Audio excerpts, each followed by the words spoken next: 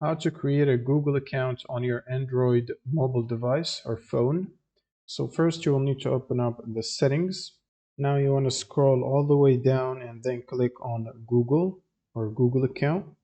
And then if you're signed in to your Google account already, you can basically click on it right here and then click on manage your Google account. And from here you can basically manage your Google account, so you can remove an existing account by clicking on the more button and then remove account.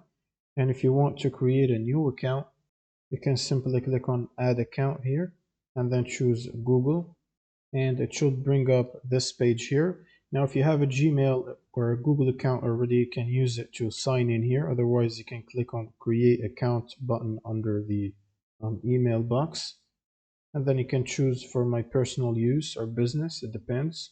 And then you will need to enter a first and last name for the account, and then you will need to enter your birthday and gender and press next. And then you will be prompted to choose an email address, or you can basically create your own by entering whatever you want to use as an email address, and then press next. And once you press next, you should be able to set a new password, and then you should simply choose a strong password and then press next when you get the review your account info and accept the terms and conditions. And then the Google account is going to be added to your device, and then you can simply use it to sign into the Play Store and use all of the Google services that requires Google account sign in.